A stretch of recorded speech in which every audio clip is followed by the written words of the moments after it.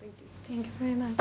Well, let's open the floor for questions. We can probably take a few questions. Professor Modi Schechter, if you could just say your name and introduce yourself. I said your name, but not for... This is a critical hot potato, and you may not want to answer it. But, let me make it clear. I'm very much for green growth vision, whatever green growth means. And we know that different people mean different things. And I'm very much enthusiastic about the drive of the ministry, the roundtable drive for supporting green growth, innovation, and all. But all these local initiatives are very, very important. But you left one overriding question aside, and this is the question of climate change.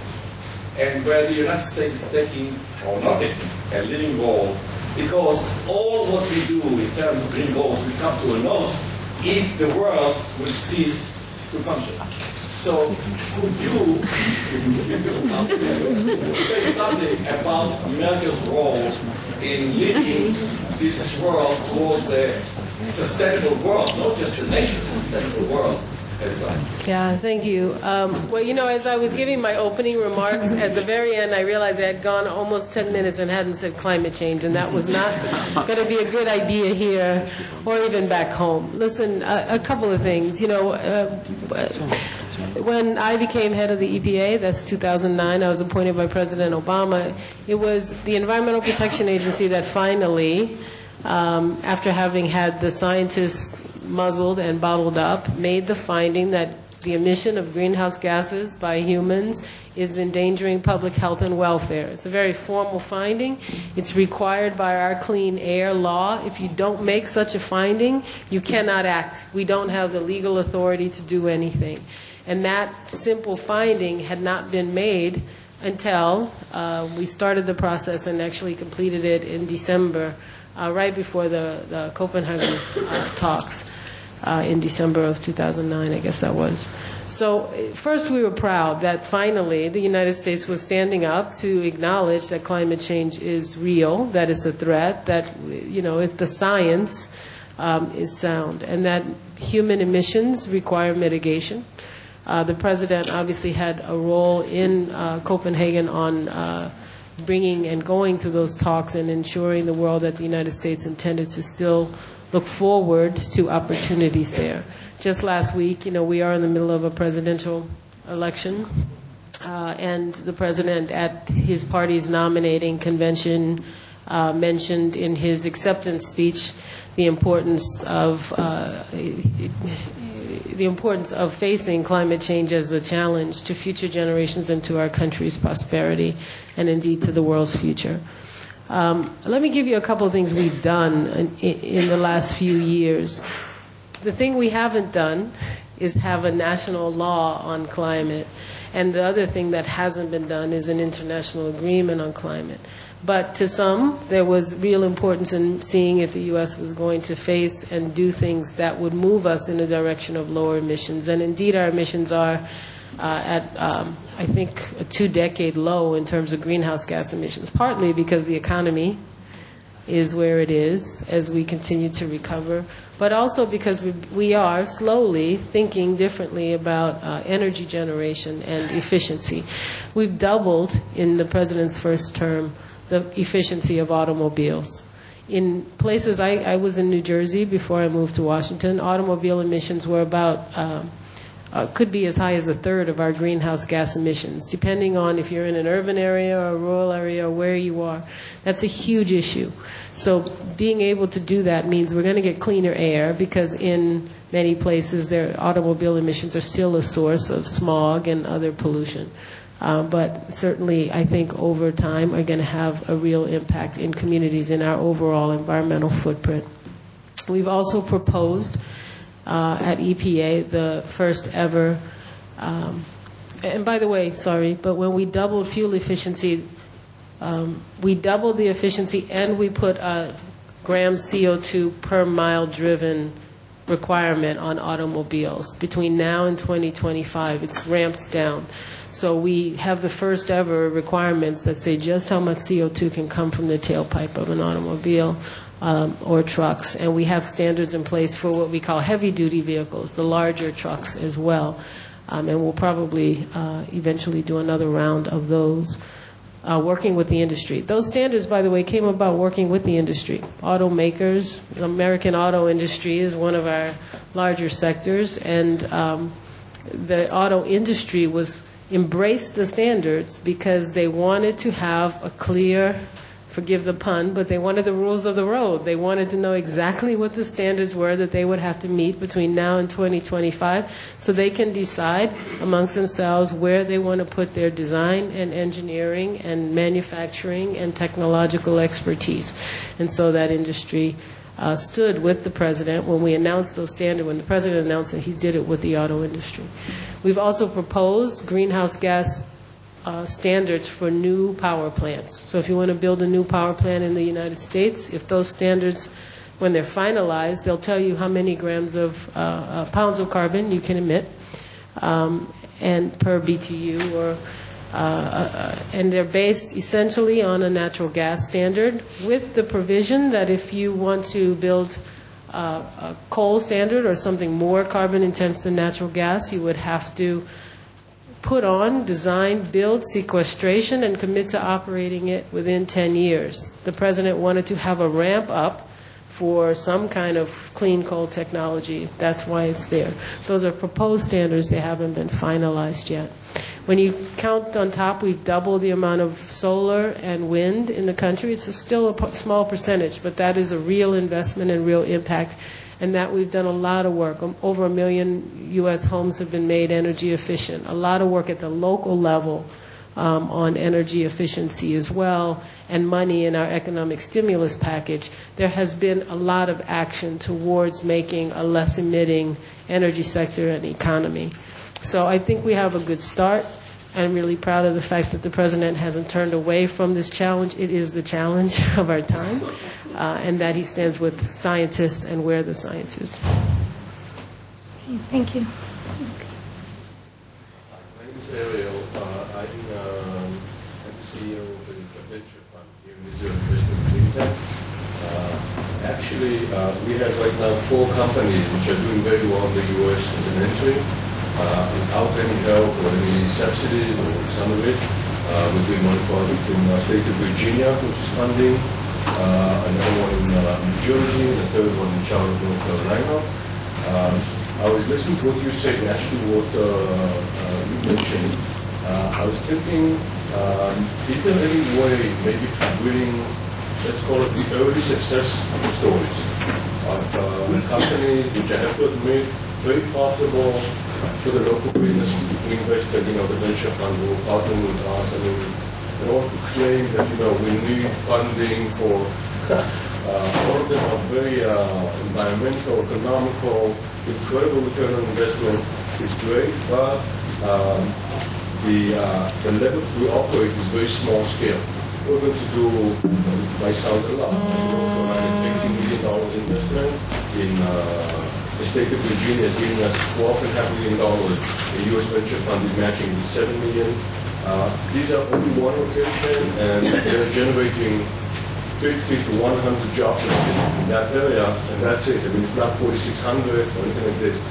Is there any way that those kind of companies can come to some agency in the U.S., sit down with someone, and if they understand the impact on a global level, create a plan to accelerate the adoption and the spread, the build-up of those factories or plants or solutions. Otherwise, I think we may miss amazing innovation, Israeli innovation. Just to give you an idea, one company which is $80 million plant in North Carolina eliminated the need to separate municipal waste from dry. You just take it back, throw it in, and there's plastic coming out of it. Period. And an American company grabbed, the opportunity, and they're the one who is financing the first plant. And so the question is, they would look at those companies. It's actually 4 plants, thinking, but we're doing 4 big projects from our point of view. 4 big projects in 4 different states in the U.S. if you can, I don't know, if you have any advice with whom should involve, I think there's a great opportunity to bring those companies and do something on a regulation level or something which then U.S. venture funds will see the opportunity to bring far greater debt years of money than we can do it on our own small fund. And then I think the impact will be tremendous. It will be a combination of, local business, companies, no grants or special subsidies needed from the government, and so on. So if you have any ideas, I would welcome. Sure, thanks. Well, thanks and congratulations. It's good to make money, right? And green economy, yeah. So I know all the ministries should be happy to hear that. I mean, that's what we're looking for, right? I was going to say the $1 million question, but the important question is, how much do you need to help, and when does the market simply take over? I mean, for most people, part of it is how do you send a strong signal that emitting unlimited amounts of carbon or pollution is just not free. I mean, it shouldn't be free. We all pay the price, either in immediate health problems or more for water or less water, or when you have a piece of contaminated property, there is a cost to a community. So ideally, we get to the point where this becomes an engine of economic growth and takes off on its own. But how do you prime the pump? I think we have a couple of opportunities. The first is, and we'll work with our embassy here and the ministries, but we today signed a memorandum of understanding with the Ministry of Environmental Protection. They're our coordinating body, but that doesn't mean we won't work across other industries to lift up these stories and find more opportunities for business people on both sides to partner. I'm coming to love the term strategic partnerships because it's like any other market. No one wants to go first, but once they find out and you have an opportunity to approach other potential markets, it's an important moment. And I saw a lot of businesses who were just there here in the last few days, and I have to tell you, it wouldn't be fair if I didn't say we have a lot of businesses in the U.S. who are just there and ready and willing to partner on that. It creates jobs at home if you come over there. It creates markets abroad when you find just the right innovation and just the right know-how together. That's the answer. So I think we want to work through that water technology was a lot of the discussion to bring together opportunities for businesses to meet each other and then to tell those stories. We work a lot with our Department of Commerce. I guess maybe it's same as yours. Yes. I'm not sure. It's Commerce, which is all about export and export promotion. Part of the reason I came and that the embassy has been, I asked to talk to businesses so we can figure out why that's not happening enough. We don't want to see venture capital or other funding dry up, especially in the water. We know without a doubt people are going to need water technology, and yet it's to a degree, we heard a lot of stories about bumping your head up against the way things have always been done and trying to get people to agree that is not going to sacrifice safety. So I think I can use the bully pulpit. We can use the bully pulpit. We can find more fora to bring people together who can then do business together and then use those stories. We heard from IBM and others if there was a set of sort of common language and standards. So when you tell your story about what you did, it's sort of comparable. EPA can potentially help with that. Because when we set a standard, oftentimes it becomes a de facto standard. So I think those are the kind of things that we're looking to do with our partners because of this memorandum we signed today, just earlier. Okay? One last question we take.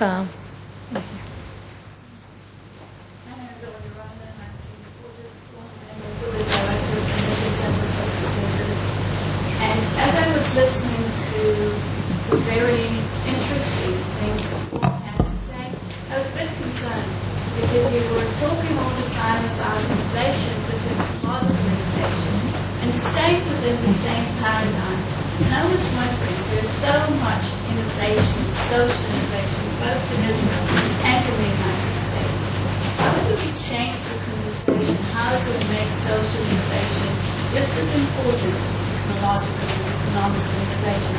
Because if we just continue going along the same lines, the same economical growth continuously, we'll just say the same thing. We'll just make more and more things. So we'll be more and more efficient. Just accumulate more and more things.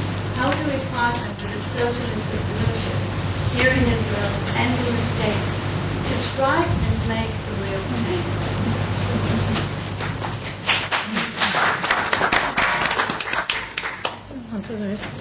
I would, with your permission, because I know very little about technology, but an awful lot about social entrepreneurship.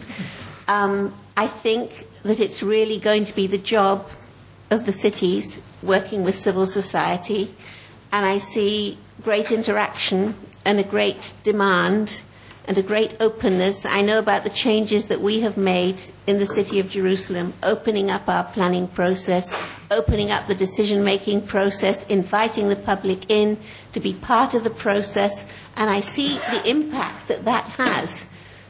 Nothing's going to happen if everything's being discussed by technological experts, and I really identify with what Orly's saying, only I didn't dare spend too much time on it in what I said, because we're supposed to be talking about green growth, and I always remember that we have to go back to the semantics and the etymology of our terminology.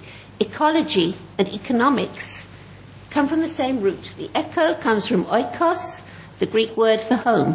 So it's all about our homes and where we live and how we structure our families and our community framework. So you have to go down. Government is way above, certainly a federal government, with so many millions.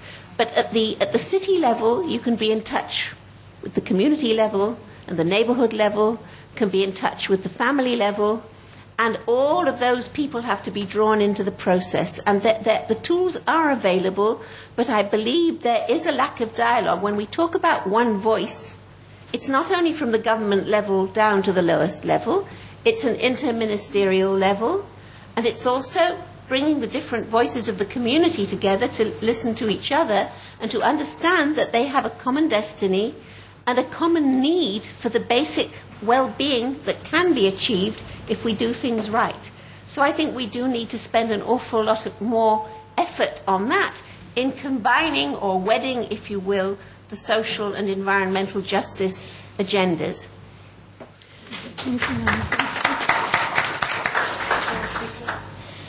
I don't know if anyone else wants to speak to it. I think it's a fascinating question, and it's really interesting, Deputy Mayor, to hear your answer. Just a couple of observations. It's fun to come and be the head of the EPA. It's, the whole country. But I used to run a state environmental agency, and I have great respect for some of my colleagues ran city-level agencies. So I couldn't agree more with the Deputy Mayor.